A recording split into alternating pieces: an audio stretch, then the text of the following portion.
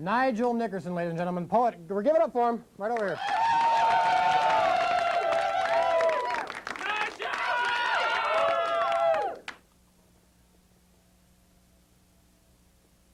Love.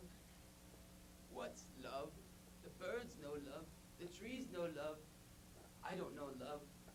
Even the squirrels know love. I didn't do it, Mom. I didn't do it, Dad. No, I'm walking the dog. Don't make it sick. It's love. Even I can know love. Even the squirrels can know love. I climb the ladder. I climb the stairs. I look through the mirror. I see reflections of me. There's nothing there because there's no love.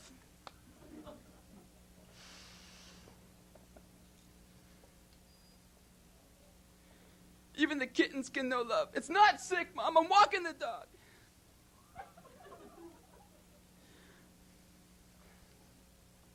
Birds know love. Birds are free. Birds can know love.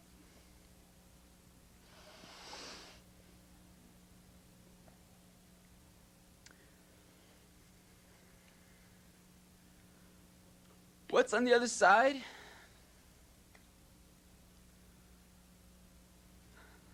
Love.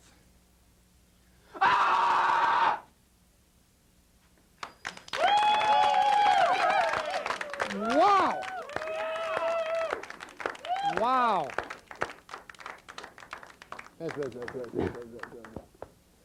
Wow! Unbelievable. If you haven't heard this album, you need to hear it. So, how you doing? Good. All right, then. Very good. Well, this is, I guess this is part of a trilogy that you're working on, right? This first poem you just did is part of some sort of trilogy. The piece you just heard is part one in a three-part series, a trilogy. It's got to do with what I'm trying to do is the first one captures the essence of me loving me, and then the second one's more about you loving me, people loving me, and the third one's more how I see people loving me. Right. So what's this first part would be called what? This is called Schools in Session. Oh, very nice, very nice. So I hear you went to England recently for some trip. Yeah, that's good. Tell me a little bit about that. That place is crazy, Dallas. That place is crazy. Yeah, let me tell you this story. This story is crazy. Okay, I'm sitting there in my studio apartment, and I'm sitting there working on part 2 of the Love Cycle trilogy, and I'm hearing this banging on the door. It's just relentless. It's nuts, Dallas. It's just crazy. I'm like, I gotta go, find out what's going on. So I go to the door. I answer the door, and there's this. My landlord's there. This guy is just crazy. You gotta meet this guy. He's just nuts, Dallas. Landlord. Yeah. So I go there, and I'm talking to the landlord, and he's telling me I have to pay this money by the end of the month, or else I get in big trouble and stuff like that. That guy's crazy. That was just wild. I'm serious. So you talked to the landlord. You paid the money, or what happened, or? Yeah, I had to pay the money. They would have evicted me. I paid the money. Now this happened in England? No. But I've been to England. That place is crazy, man. Right.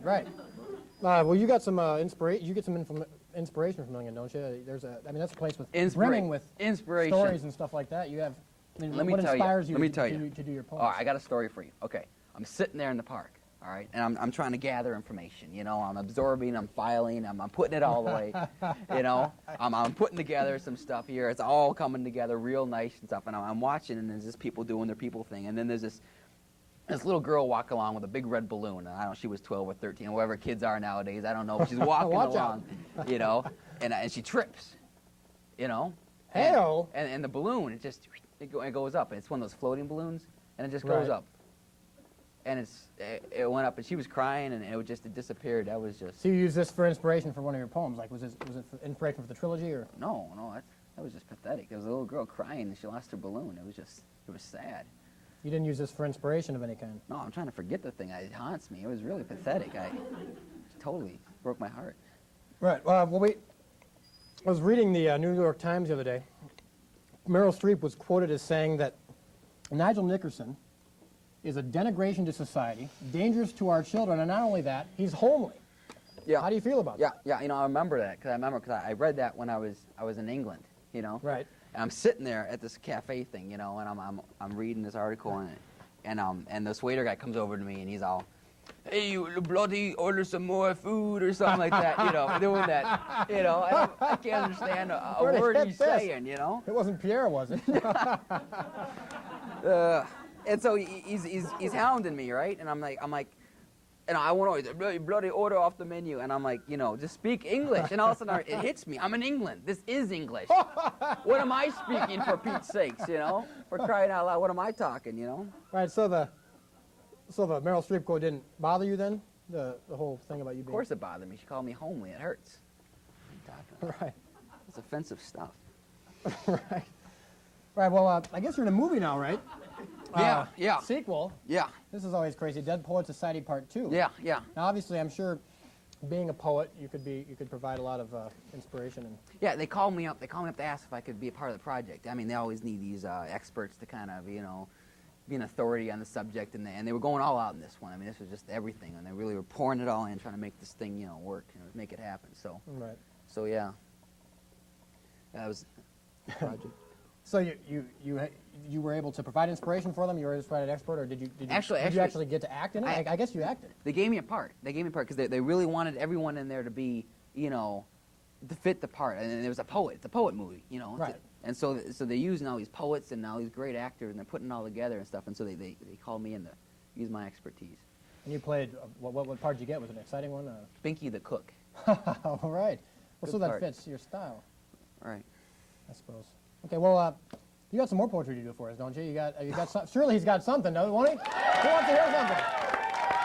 Certainly. All right. They love you. All right. Maybe just a little one.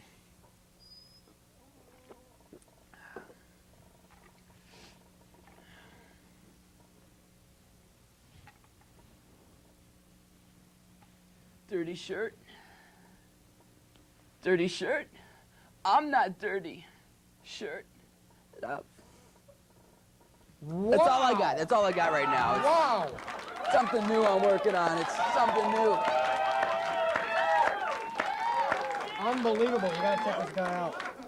Unbelievable. Well, we got to thank you for being on the show. We're running out of time. Nigel Nickerson.